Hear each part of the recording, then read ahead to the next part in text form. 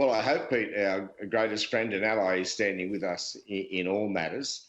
I don't know about China bullying us. Certainly, we have to be robust in defence of our national interests. But let's just recap what's been happening here for the last few years, starting under Malcolm Turnbull. We've been demonising the Chinese and their system of governance. Malcolm Turnbull, for example, changed Foreign Investment Review Board thresholds so that there were special discriminatory rules for the Chinese. He deliberately constructed foreign interest registrars with a clear intention of targeting China for domestic political gain.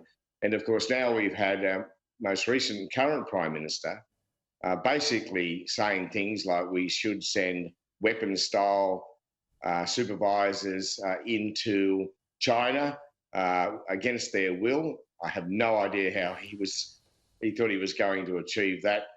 So there have been some problems here in our relationship with China for some time. It's our largest trading partner, and we need to normalise this relationship again, Pete. We can see already through barley and the red meat sector some of the consequences when that relationship is not a healthy one. Well, what is the mood, from the people that you're talking to at the moment, what is the mood when it comes to the agriculture sector, given the events of the last few weeks? Well, the agriculture sector is disappointed. The government's allowed the relationship to deteriorate so badly. And across the board, they are concerned that while barley and red meat has come first, that there may be other sectors affected into the future. And they expect their government to have the capacity to walk and chew gum too, to manage our relationship with China while absolutely, in all matters, defending our national interests. It shouldn't be all that hard. Governments have been doing it for a long, long time. It's only the last few years we've let that relationship slip. Do you fear blowback on other sectors? Well, it's not what I fear, it's what the agriculture sector fears. And farm leaders everywhere and farmers I talk to are expressing concern that they may be next. And they're not reassured by anything their government is saying. I mean, they are concerned that government ministers aren't even able to get their Chinese counterparts to pick up the phone. That's an extraordinary situation to find ourselves in, and that, of course, has growers and producers very worried.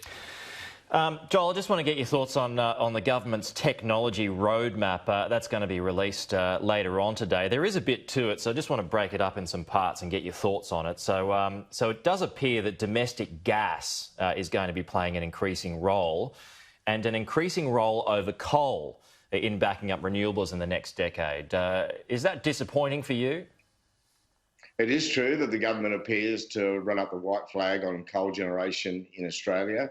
It's surprising, given we have a Prime Minister who brought a lump of coal into the Parliament to demonstrate it has a future in local generation.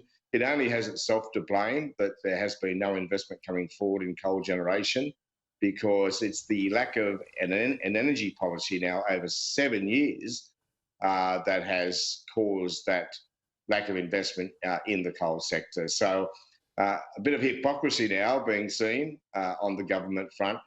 We'd all love coal generation to be viable in Australia with the right form of carbon mitigation, but it just hasn't happened because this government hasn't provided a pathway for it. OK, well, beyond the next decade, it's referring to cleaner technologies that it wants to make the most of. That includes hydrogen.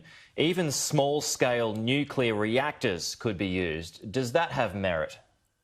Yeah, but I note they're clinging on to the nuclear reactor in the face of overwhelming community opposition. Look, I think there are about 5 points to be made about this paper and the government response today. One, they've acknowledged that they are walking away now from their spin on coal. We'll still have a very strong coal sector because most of our coal is exported. Two, they're now acknowledging that gas will be very, very critical to our energy sector and our economy, and that national leadership is required to make sure that happens. And that's been lacking over the course of the last 7 years. Three, they are acknowledging the very critical role renewables will play in the energy system and conceding that any technical problems around firming are now very close to being behind us. So they should not be demonising renewables in the future as they've been prone to do in the past. Four, they've acknowledged that carbon mitigation can only happen successfully if it's economy-wide. They talk about the transport sector and the agriculture sector. They demonise Labor for having a plan to bring forward greater take-up in electric cars at the last election. And, of course, after 7 years, they still haven't put the methodologies in place to have both agriculture and the forestry sectors fully participated in the carbon market. And five, they've acknowledged at last that technology will be critical in meeting our aspirations on the carbon mitigation front. It does say, though, that they do want to maximise, and this is the advanced copy of the report that I've been looking at today, but they do say that they want to maximise the lives of existing coal-fired power stations, though, by supporting carbon capture and storage. Is there something in that? Well, you know, what they're implying now, Pete, is that they can keep the Dell Power Station in my own electorate open through carbon capture and storage. It's just ludicrous to suggest that you can retrofit any carbon capture and storage system to a more than 50-year-old coal-fired generator. What they also do is acknowledge that pumped hydro will be critical and gas will be critical, and that's exactly what we're trying to establish in the Hunter to offset the loss of the Dell. So I welcome that. Look, carbon capture and storage, there is no greater supporter than me. I hosted an event in Parliament House recently to promote it.